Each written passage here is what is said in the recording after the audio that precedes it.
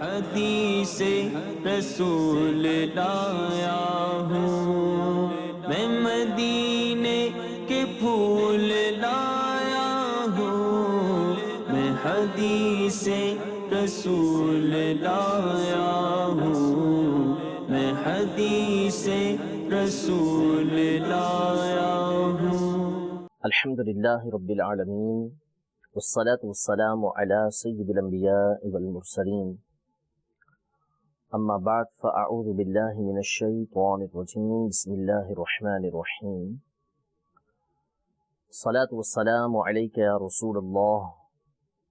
وعلی آلک واصحابک یا حبیب اللہ، الصلاة والسلام علیک یا نبی اللہ وعلی آلک واصحابک یا نور اللہ۔ مدنی چینل کے ناظرین، الحمدللہ عز و جل سلسلہ رسول اللہ صلی اللہ تعالیٰ علیہ وآلہ وسلم کی 40 احادیث میں حاضر ہیں۔ اس سلسلے میں ہم حضور سرور دو عالم صلی اللہ تعالیٰ علیہ وآلہ وسلم کی 40 احادیث میں سے کچھ احادیث سننے کی سعادت حاصل کر رہے ہیں، اور انشاءاللہ اپنے اس سلسلے کے اندر، یعنی مکمل سلسلے کے اندر ہم 40 حدیثیں بیان کرنے کی سعادت بھی حاصل کریں گے۔ 40 حدیثیں بیان کرنے کی وجہ پچھلے سلسلوں میں بیان کی جا چکی کہ اس کی فضیلت چونکہ احادیث طیبہ کے اندر موجود ہے کہ جو 40 حدیثیں میری امت تک ان کے دین کے معاملوں میں پہنچائے، تو اللہ تبارک و تعالیٰ ایسے شخص کو کل بروز قیامت علماء اور فقہا کے زمرے کے اندر اٹھائے گا، ان کے گروہ میں اٹھائے گا۔ تو اسی لیے 40 حدیثیں یہاں پر بیان کرنے کی سعادت حاصل کی جا رہی ہے۔ اپنے پچھلے سلسلوں کے اندر ہم نے جو چوتھی حدیث ہے الحدیث الرابع، جو سیدنا عبداللہ بن مسعود رضی اللہ تعالیٰ عنہ سے مروی ہے، اس حوالے سے کچھ گفتگو کی تھی، حدیث پاک بھی سنی تھی، اس کا ترجمہ، اور اس حوالے سے کچھ مدنی پھول، کچھ علم کی باتیں علماء کی کتابوں سے سننے کی سعادت حاصل ہوئی تھی۔ حدیث پاک یہ تھی کہ سیدنا عبداللہ بن مسعود رضی اللہ تعالیٰ عنہ نبی رحمت شفیع امت صلی اللہ تعالیٰ علیہ وسلم سے روایت کرتے ہیں انسان کی تخلیق کے بارے میں کہ تم میں سے ہر ایک کا جو مادہ خلقت ہوتا ہے وہ 40 دن تک اس کے ماں کے پیٹ میں نطفے کی صورت میں رہتا ہے، پھر 40 دن وہ خون کے ایک لوتھڑے کی صورت میں ہوتا ہے، خون کے ایک حصے کی طرح ہوتا ہے، ٹکڑی کی طرح ہوتا ہے، پھر اس کے بعد وہ گوشت کی بوٹی بنتا ہے، پھر قرآن پاک کے مطابق جو ہے وہ گوشت ہڈیوں میں تبدیل ہوتا ہے، پھر اس ہڈیوں کے اوپر گوشت چڑھتا ہے، پھر ایک اس کو نئی خلقت دی جاتی ہے۔ حدیث پاک میں ابتدائی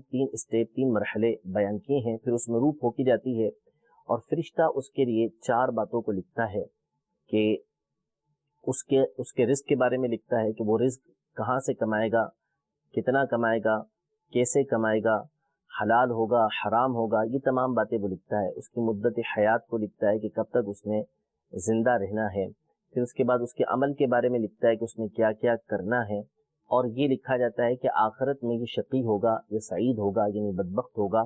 یا نیک بخت ہوگا، اس بات کو لکھا جاتا ہے۔ یہاں تک کی گفتگو ہم اپنے پچھلے سلسلے کے اندر کر چکے، اور اسی حوالے سے کچھ آگے حدیث پاک میں یہ بیان کیا کہ جب یہ تمام کی تمام باتیں لکھ دی جاتی ہیں تو کوئی ایک شخص وَإِنَّ أَحَدَكُمْ لَيَعْمَلُ لِعَمَلِ أَهْلِ الْجَنَّةِ، تم میں سے کوئی ایک شخص اہل جنت کے عمل کرتا ہے، فَيَسْبِقُ عَلَيْهِ الْكِتَابِ، تو کتاب اس پر سبقت کرتی ہے، تو پھر وہ اہل نار کے عمل کرنے لگتا ہے، فَيَدْخُلُهَا، یہاں تک کہ وہ جہنم کے اندر داخل ہو جاتا ہے۔ اور کوئی شخص جہنمیوں والے عمل کرتا ہے اور اس کے اور جہنم کے درمیان ابھی 1 گز کا فاصلہ ہوتا ہے کہ وہ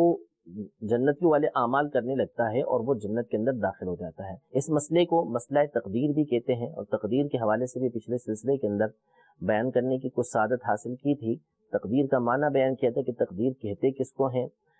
کہ تقدیر کا مطلب ہرگز یہ نہیں جو ہمارے یہاں پر ایک مفہوم، ایک سوچ بنا لی گئی کہ تقدیر کا مطلب یہ ہے کہ جو لکھ دیا گیا اس لکھے ہوئے ہونے کی وجہ سے ہم مجبور ہیں ویسا ہی ہم کریں گے جو لکھ دیا گیا ہے۔ حالانکہ تقدیر کا مفہوم یہ نہیں، تقدیر کا مفہوم یہ ہے کہ اللہ تبارک و تعالیٰ اپنے علم ازلی سے اس بات کو جانتا تھا کہ بندے نے کیا کیا کرنا ہے، اس کے اعمال کیسے ہوں گے، پھر اس کے مطابق اس نے لکھ دیا۔ اب جو بندے نے کرنا تھا اسی کے مطابق وہ یہاں کائنات کے اندر دنیا میں آ کر کر رہا ہے، اور اسی بات کو اللہ تبارک و تعالیٰ نے پہلے سے لکھا ہوا ہے۔ تو لکھے ہوئے ہونے کی وجہ سے بندہ مجبور نہیں، بلکہ بندے نے جو کرنا تھا اللہ تبارک و تعالیٰ نے اس کو پہلے اپنے علم سے جانتا تھا اللہ تبارک و تعالیٰ، اسی کو اللہ نے لکھ دیا، اب اسی کے مطابق بندہ کام کر رہا ہے۔ اور پھر اس کے علاوہ میں نے یہ تفصیل کے ساتھ بیان کیا تھا کہ اللہ تبارک و تعالیٰ نے انسان کو کسی طرح بھی محروم نہیں چھوڑا، تنہا نہیں چھوڑا، اس کے لیے کوئی راہ ایسی نہیں چھوڑی کہ اللہ تبارک و تعالیٰ کی بارگاہ میں وہ عذر پیش کر سکے۔ اللہ تبارک و تعالیٰ نے اس کو جسم سالم عطا کیا، اس کو سوچنے سمجھنے کی قوت اللہ تبارک و تعالیٰ نے عطا کی، اور ساری باتیں میں نے قرآن کی روشنی میں، سورہ دہر کی روشنی میں، سورہ بلد کی روشنی میں بیان کی تھی کہ اللہ تبارک و تعالیٰ نے انسان کو ایک جسم عطا فرمایا جس کا تذکرہ خود اللہ تبارک و تعالیٰ فرماتا ہے کہ تحقیق انسان کے اوپر ایک وقت ایسا آیا کہ وہ کچھ بھی نہیں تھا۔ پھر اس کے بعد فرماتا ہے کہ ہم نے انسان کو ملے ہوئے نطفے کے ساتھ پیدا کیا، نبتلیہ، تاکہ ہم اس کی جانچ کریں، فجعلناہ سمیعا بصیرا، تو ہم نے انسان کو سننے والا، دیکھنے والا بنایا، انا ہدیناہ السبیل اما شاکرا و اما کفورا، اور ہم نے اس کو راہ دکھا دی، سیدھا راستہ دکھا دیا۔ اب ان میں سے بعض تو شکر کرنے والے ہیں، یعنی نیکی کی راہ کو اختیار کر کے شکر ادا کرتے ہیں، و اما کفورا، یا اور بعض ان میں سے جو ہے وہ ناشکرے ہیں، یعنی برائی کی راہ اختیار کر کے ناشکری اللہ تبارک و تعالیٰ کی کرتے ہیں اور اپنے آپ کو عذاب کا مستحق بناتے ہیں۔ اسی طرح اللہ تبارک و تعالیٰ نے اس طرح کا مضمون سورہ بلد کے اندر بھی بیان کیا ہے، اس کو میں نے پچھلی دفعہ آپ کے سامنے بیان کیا تھا۔ تو اللہ تبارک و تعالیٰ نے انسان کے سامنے ان تمام باتوں کو واضح کر دیا ہے۔ اب انسان کے سامنے نیکی کا راستہ بالکل موجود ہے، انسان چاہے تو اس کو اختیار کرے اور اس کو اختیار کر کے جنت کا راستہ اختیار کر سکتا ہے۔ ہمارے یہاں چونکہ عمومی طور پر یہ سمجھا جاتا ہے کہ انسان مجبور ہے، لہذا وہ عمل کرے نہ کرے اس کے لیے برابر ہے، حالانکہ ایسا نہیں۔ حدیث پاک کے اندر نبی کریم صلی اللہ تعالیٰ علیہ وسلم نے اس بات کو بیان کیا کہ ما من نفس منفوسۃ الا وقد كتب اللہ مکانها من الجنۃ والنار والا قد كتبت شقیۃ او سعیدۃ، یعنی کوئی جان ایسی نہیں ہے کہ جس نے آنا ہے مگر یہ کہ اللہ نے اس کا مکان جو ہے وہ جنت میں لکھ دیا ہے اور جہنم کے اندر لکھ دیا کہ کون جنت میں جائے گا، کون جہنم کے اندر جائے گا، اور ہر ایک کا شقی یعنی بدبخت ہونا اور نیک بخت ہونا لکھ دیا ہے۔ تو اس پر صحابہ کرام علیہم رضوان میں سے ایک شخص نے عرض کی کہ یا رسول اللہ صلی اللہ تعالیٰ علیہ وسلم افلا نمکث علی کتابنا وندع العمل، کہ پھر ایسا نہیں کہ ہم کتاب کے اوپر ٹھہر جائیں اور ہم عمل کو چھوڑ دیں، یعنی عمل کرنے کی کیا ضرورت ہے، جیسا کہ ہمارے یہاں عام طور پر اس طرح کی سوچ ہوتی ہے، لیکن نبی کریم صلی اللہ تعالیٰ علیہ وآلہ وسلم تقریر کا مقصد بیان کرتے ہیں، اور جو مفہوم ہمارے ذہن کے اندر غلط بیٹھا ہوا ہے اس کی تردید کرتے ہوئے فرماتے ہیں، ارشاد فرمایا کہ اعملوا، عمل کرو، فکل میسر لما خلق لہ، عمل کرو، ہر شخص جس کے لیے پیدا کیا گیا ہے اس کے لیے وہ چیز آسان کر دی جاتی ہے، اس کے لیے اس کو تیار کر دیا جاتا ہے۔ یعنی انسان کا کام یہ ہے کہ وہ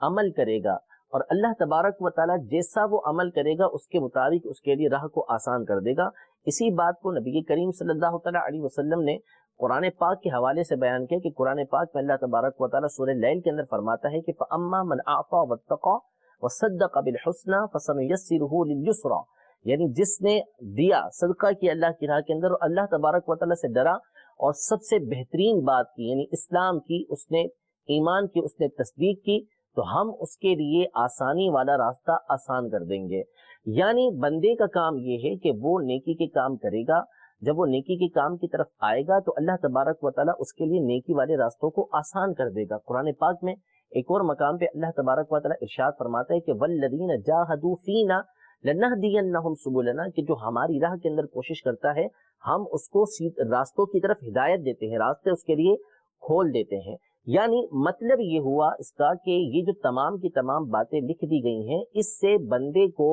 اس بات کی تسلی دے دی گئی کہ تمہیں مستقبل کے حوالے سے پریشان ہونے کی حاجت نہیں ہے، تمہارا کام ہے کہ تم نیک عمل کرو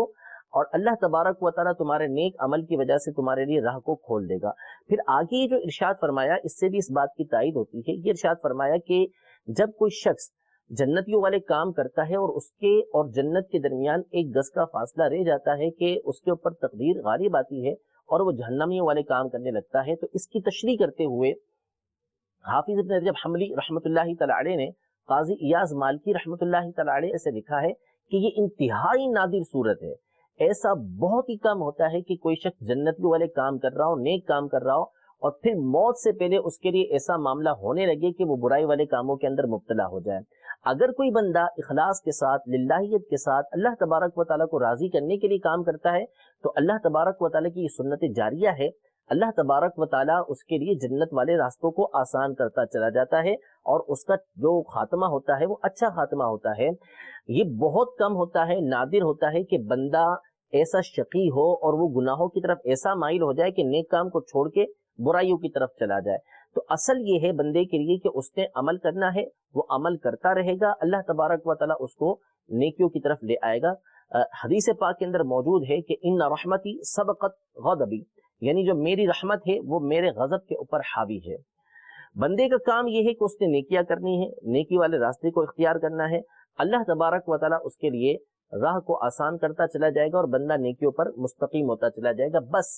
کام یہ ہے کہ اخلاص کے ساتھ، للہیت کے ساتھ اللہ تبارک و تعالیٰ کو راضی کرنے والے کام کرنے ہیں۔ تقدیر کا جو دوسرا مقصد علماء نے بیان کیا ہے وہ یہ بیان کیا ہے، اللہ تبارک و تعالیٰ پر توکل اور اللہ تبارک و تعالیٰ کی راہ میں آنے والی مصیبتوں پر صبر، اور جو کچھ ملے اس پر اللہ تبارک و تعالیٰ کی حمد کرنا۔ قرآن مجید فرقان حمید میں اللہ تبارک و تعالیٰ نے سورہ حدید میں ارشاد فرمایا کہ ما اصاب من مصیبت فی الارض ولا فی انفسکم الا فی کتاب من قبل ان نبرأها، یعنی جو کچھ مصیبت تمہیں پہنچتی ہے، زمین کے اندر پہنچتی ہے یا تمہاری جانوں کے اندر پہنچتی ہے، یہ نہیں ہوتی مگر یہ کہ جس کو ہم نے پہلے سے لکھا ہوا ہوتا ہے، اس کے پیدا ہونے سے پہلے اس کو لکھ لیا ہوتا ہے۔ ان ذالک علی اللہ یسیر، یہ اللہ تبارک و تعالیٰ پر بڑا آسان ہے۔ لکی لا تأسوا علی ما فاتکم ولا تفرحوا بما آتاکم، یہ تمام کا تمام لکھا جانا اس لیے ہے، اس بات پر تنبیہ فرمائی جا رہی ہے تاکہ جو تمہیں نہ ملے اس پہ تم افسوس نہ کرو، اور جو تمہیں مل جائے اس پر تم پھولو نہ، اس پر تم اتراؤ نہ۔ اصل مقصد یہ ہے، یعنی جب تمہیں کوئی مصیبت پہنچتی ہے، پریشانی پہنچتی ہے، تو اس پہ صبر کرو کہ اللہ تبارک و تعالیٰ کی طرف سے ہے، تو رب تبارک و تعالیٰ جو نعمتیں دینے والا ہے، اگر اس کے طرف سے کوئی آزمائش آئی ہے تو اس پر تم صبر کرو گے تو یہ تمہارے لیے بہتر ہے۔ اور اسی طرح جب تمہیں کوئی نعمت ملے تو یہ نہ اتراؤ کہ تمہیں اپنی طرف سے وہ چیز ملی ہے، تمہیں اپنی صلاحیتوں سے وہ چیز ملی ہے، بلکہ تم اللہ تبارک و تعالیٰ کا شکر ادا کرو کہ جس نے وہ تمہیں چیز عطا کی ہے، اس نے پہلے سے تمہارے لیے یہ چیز لکھی ہوئی تھی، لہذا تمہیں یہ چیز ملی، تو اس پر تم اللہ تبارک و تعالیٰ کا شکر ادا کرو۔ تو اصل مقصد جو تقدیر کا ہے وہ یہ ہے کہ تقدیر پر ایمان لایا جائے اور اللہ تبارک و تعالیٰ پر کامل توکل کیا جائے کہ ہم پر جو آزمائشیں آ رہی ہیں، پریشانیاں آ رہی ہیں، ہمارے لیے لکھی ہوئی ہیں، اللہ تبارک و تعالیٰ جو ارحم الراحمین ہے، ان مصیبتوں پر صبر کرنے کی وجہ سے ہمیں کامل اجر عطا فرمائے گا۔ اور جب کوئی نعمت پہنچے، کوئی اچھی بات پہنچے، تو اس پر اللہ تبارک و تعالیٰ کا شکر ادا کرنا، یہ ہے اصل مقصد، اور ہمارے یہاں پر مقصد ہی اس کا دوسرا بنا لیا گیا۔ مزید اس حوالے سے علماء یہ ارشاد فرماتے ہیں کہ اس حدیث پاک کے اندر یا دیگر معاملوں کے اندر بندے کو اس بات پر تنبیہ کی گئی ہے کہ بندہ اللہ تبارک و تعالیٰ کی بارگاہ میں حسن خاتمہ کا، اچھے خاتمے کی دعا کرتا رہے، یعنی وہ اپنے عمل کو مکمل نہ سمجھے بلکہ اللہ تبارک و تعالیٰ کی بارگاہ میں اس بات کی دعا کرتا رہے کہ اللہ تبارک و تعالیٰ اس کے عمل کو قبول کرے اور اس کا جو خاتمہ کرے وہ اچھا کرے۔ یہ تنبیہ ہے ہمارے لیے ان چیزوں کو بیان کر کے، کیونکہ حدیث پاک کے اندر فرمایا کہ انما الاعمال بالخواتیم، کہ اعمال کا جو دار و مدار ہے وہ خاتمے پر ہے۔ اسی لیے ہمارے اسلاف بزرگان دین رحمہم اللہ اجمعین اس بات سے بڑا ڈرا کرتے تھے کہ موت کے وقت ان کے ساتھ کیا معاملہ ہوگا۔ تو جو ہمیں اصل چیز بتانے کی ہے وہ یہ بتانے کی ہے کہ ہمیں اللہ تبارک و تعالیٰ سے ڈرنا چاہیے کہ کہیں ایسا نہ ہو کہ ہم اپنے عمل پہ اتراتے ہوں یا اپنے عمل کو کافی سمجھتے ہوں اور پھر ہمیں جو نیکی کی توفیق مل رہی ہے وہ ہم سے چھین جائے اور موت سے پہلے ہم جو ہے وہ برائیوں والے کام کے اندر نعوذ باللہ کہیں پڑ نہ جائیں اور برا خاتمہ نہ ہو جائے۔ تو اس لیے بندے کو اس بات کے بارے میں سبق دیا گیا ہے کہ وہ اچھے عمل کرتا رہے اور اللہ تبارک و تعالیٰ کی بارگاہ میں دعا کرتا رہے کہ اللہ تبارک و تعالیٰ اس کے عمل کو قبول کرے اور اس کا خاتمہ اچھا کرے۔ اچھا اور برا خاتمہ یہ انتہائی ضروری ہے۔ اللہ تبارک و تعالیٰ نے ہماری تقدیر کے اندر ہمارے نصیب میں کیا لکھا ہوا ہے، اس کی کیا خفیہ تدبیر ہے، وہ وہی جانتا ہے، لیکن بندے کا کام ہے کہ وہ اللہ تبارک و تعالیٰ کی خفیہ تدبیر سے ڈرے گا۔ قرآن پاک میں اللہ تبارک و تعالیٰ ارشاد فرماتا ہے کہ فلا یأمن مکر اللہ الا القوم الخاسرون، اللہ تبارک و تعالیٰ کی جو خفیہ تدبیر ہے اس سے وہی لوگ امن کے اندر رہتے ہیں، یعنی غافل رہتے ہیں، ان کو ڈر نہیں ہوتا کہ جو خسارے والے ہیں، یعنی جو خسارے والا ہے وہ ڈرتا ہے کہ کہیں وہ جو خسارے والا ہے وہ نہیں ڈرتا کہ اس کا خاتمہ کیسے ہوگا۔ نیک لوگ جو نیک عمل کر رہے ہوتے ہیں اس کے باوجود وہ ڈرتے ہیں کہ پتہ نہیں ان کا خاتمہ کیسے ہوگا، اس حوالے سے کثیر صحابہ کرام علیہ رضوان کے واقعات موجود ہیں، بزرگان دین رحمہم اللہ اجمعین کے واقعات موجود ہیں کہ جس میں ان کا انداز بتایا گیا کہ وہ کس طریقے سے برے خاتمے سے ڈرا کرتے تھے۔ اچھا خاتمہ کیا ہے، اس کی کچھ نشانیاں، کچھ باتیں علماء نے بیان کی ہیں کہ اچھا خاتمہ یہ ہے کہ بندہ نیک عمل کرتے کرتے اس دنیا سے رخصت ہو۔ اچھا خاتمہ یہ ہے کہ موت سے پہلے اس کو توبہ نصیب ہو۔ اچھا خاتمہ یہ ہے کہ موت سے پہلے اس کو کلمہ نصیب ہو۔ اچھا خاتمہ احادیث طیبہ کے اندر جن جن باتوں کی بشارت دی گئی کہ ان دنوں میں مرنا یا اس مقام پہ انتقال ہونا یہ اس کے لیے باعث مغفرت ہے، مثلا جمعے کے دن مرنا یا رمضان کے مہینے میں مرنا، یا کوئی شخص ڈوب کے مر جاتا ہے، یا جو شہادت کے مرتبے بیان کیے گئے ہیں کہ کس کس طریقے سے شہادت ملتی ہے، ان تمام صورتوں کے اندر یہ اچھے خاتمے کی نشانیاں ہیں۔ اور برے خاتمہ اس کے برعکس کہ نعوذ باللہ من ذالک، سب سے برا خاتمہ تو یہ ہے کہ ایمانی ضائع ہو جائے، یہ برا خاتمہ ہے۔ پھر اگر ایمان ضائع نہیں ہوتا تو اس کے علاوہ برے خاتمے کی صورت یہ بھی ہے کہ بندہ گناہوں پہ مرے اور اس کو توبہ کی توفیق موت سے پہلے نصیب نہ ہو، تو یہ بھی برا خاتمہ ہے۔ اگرچہ کہ وہ کفر والا برا خاتمہ نہیں، لیکن یہ گناہوں والا برا خاتمہ ہے، اس سے بھی بندے کو ڈرتے رہنا چاہیے۔ تو تقریر کا ایک مقصد علماء نے یہ بیان کیا کہ بندہ اپنی موت کے وقت کے ایمان کی سلامتی کا اللہ تبارک و تعالیٰ کی بارگاہ میں طالب رہے۔ یہاں پر ایک چھوٹے سے رسالے کی طرف میں آپ کی رہنمائی کروں گا اور آپ کو بتاؤں گا اس حوالے سے کہ اگر آپ اس رسالے کو پڑھنا اپنا معمول بنا لیں تو انشاءاللہ تبارک و تعالیٰ آپ کو اس بات کا احساس ہوگا کہ ہمیں اپنے برے خاتمے سے ڈرتے رہنا چاہیے۔ پہلے یہ عرض کرتا چلوں کہ علماء کا اس بارے میں اختلاف ہے کہ جو بندہ عمل کر رہا ہے اس میں اس کو، چونکہ مومن کا جو حال ہوتا ہے وہ یہ ہوتا ہے کہ اس نے خوف اور امید کے درمیان زندگی گزارنی ہے، یعنی اس نے ڈرنا بھی ہے اللہ تبارک و تعالیٰ سے اور اللہ تبارک و تعالیٰ کی رحمت کی امید بھی رکھنی ہے۔ یہ دونوں کام اس نے کرنے ہیں۔ اولاً تو رحمت کا معنی سمجھ لیں کہ اللہ تبارک و تعالیٰ کی رحمت پر امید رکھنے کا مطلب کیا ہے۔ اللہ تبارک و تعالیٰ کی رحمت پر امید رکھنے کا مطلب یہ ہے کہ بندہ نیک عمل کرے اور نیک عمل کرنے کے بعد اللہ تبارک و تعالیٰ کی بارگاہ میں امید کرے، رحمت سے امید رکھے کہ اللہ تبارک و تعالیٰ میرے اس عمل کو قبول کر کے مجھے اپنی رحمت کے شائن شان جزا عطا فرمائے گا۔ رحمت پر امید رکھنے کا ہرگز یہ مطلب نہیں ہے کہ بندہ گناہ کرتا رہے اور اللہ تبارک و تعالیٰ سے رحمت کی امید رکھے۔ ایسے کو ترمذی شریف اور دیگر کتب احادیث ہیں ان کی حدیث پاک کے مطابق بے وقوف فرمایا بے وقوف ہے ایسا شخص کہ جو گناہ کرتا ہے اور اللہ تبارک و تعالیٰ کی رحمت پہ امید رکھتا ہے۔ رحمت پر امید کا معنی یہ سمجھنا ضروری ہے کہ بندہ نیک عمل کرنے کے بعد اللہ تبارک و تعالیٰ کی رحمت پر امید رکھتا ہے۔ اگرچہ اللہ تبارک و تعالیٰ کی رحمت بڑی وسیع ہے اور وہ گناہگاروں کو بھی معاف فرماتا ہے، لیکن جو ہمیں بتایا گیا ہے وہ یہ بتایا گیا ہے حدیث پاک کے مطابق کہ ہم نے نیک عمل کرنے ہیں اور پھر اس کے بعد اللہ تبارک و تعالیٰ کی رحمت پر امید رکھنی ہے۔ علماء کا اس بارے میں اختلاف ہے کہ جو بندہ زندگی گزارتا ہے اس میں زیادہ اس پر خوفداری ہونا چاہیے، یہ زیادہ اللہ تبارک و تعالیٰ کی رحمت پر امید رکھنی چاہیے۔ یعنی نیک عمل کر رہا ہے، ساتھ میں وہ ڈرتا رہے کہ کہیں اس کا ایمان ضائع نہ ہو جائے، کہیں اس کا برا خاتمہ نہ ہو جائے، یا وہ اللہ تبارک و تعالیٰ کی رحمت پر امید زیادہ رکھے۔ دونوں چیزیں رکھنی ہے، لیکن زیادہ کیا رکھنا ہے، اس حوالے سے امام غزالی رحمۃ اللہ تعالی نے فیصلہ یہ فرمایا کہ زندگی کے اندر وہ زیادہ خوف رکھے گا، ڈرے گا اس بات سے کہ کہیں ایسا نہ ہو کہ میرا عمل ضائع ہو جائے، میرا ایمان ضائع ہو جائے۔ البتہ موت کے وقت وہ اللہ تبارک و تعالیٰ کی رحمت پر زیادہ امید رکھے گا، یعنی بوقت موت اس کو رحمت پر زیادہ امید ہونی چاہیے اور زندگی گزارتے ہوئے اس کو اللہ تبارک و تعالیٰ سے زیادہ ڈرنا چاہیے۔ امیر اہل سنت حضرت علامہ مولانا ابو بلال الیاس عطار قادری دامت برکاتہم العالیہ کا اس حوالے سے انتہائی زبردست رسالہ ہے، اگر اس کو پڑھنے کا معمول بنا لیں تو ہو سکتا ہے کہ زندگی ہی تبدیل ہو جائے۔ اس کا نام ہے برے خاتمے کے اسباب، کہ کیا وجہ ہوتی ہے کہ بندے کا خاتمہ برا ہوتا ہے، حالانکہ وہ نیک عمل کر رہا ہے لیکن نیک عمل کرنے کے باوجود بندہ برے خاتمے کا جو ہے وہ شکار ہو جاتا ہے۔ اس کی وجوہات کیا ہوتی ہیں،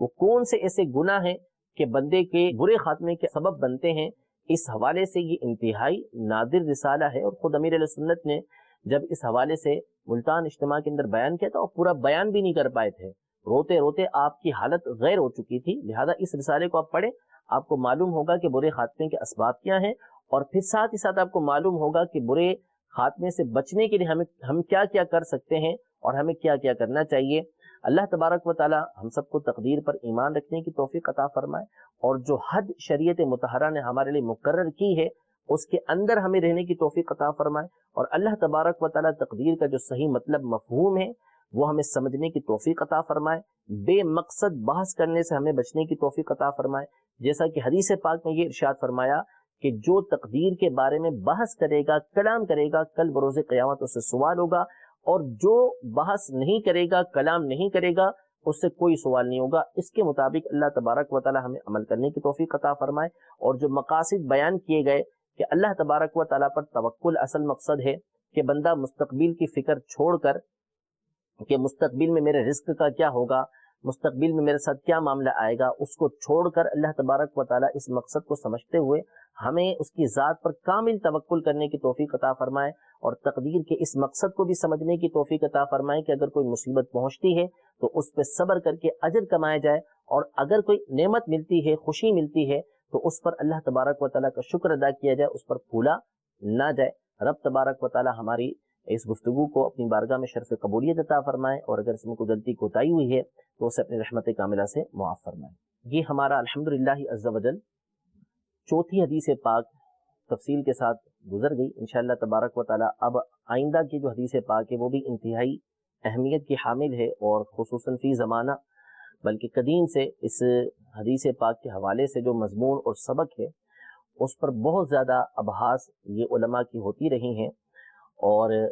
جو اہل سنت کے علماء ہیں وہ اس حوالے سے تفصیل کے ساتھ کلام کرتے رہے، اور جو اس حدیث پاک کے حوالے سے غلط مفہوم بعضوں نے سمجھا اس کا جواب بھی دیتے رہے۔ اس حوالے سے بھی انشاءاللہ تبارک و تعالیٰ اپنے اگلے سلسلے کے اندر گفتگو کریں گے، اور وہ حدیث پاک بدعت کے حوالے سے ہے کہ حضرت عائشہ صدیقہ رضی اللہ تعالی عنہا روایت کرتی ہیں کہ رسول اللہ صلی اللہ تعالی علیہ وآلہ وسلم نے ارشاد فرمایا کہ من احدث فی امرنا ھذا ما لیس منہ فہو رد، یعنی جس نے ہمارے اس دین کے اندر کسی ایسی بات کو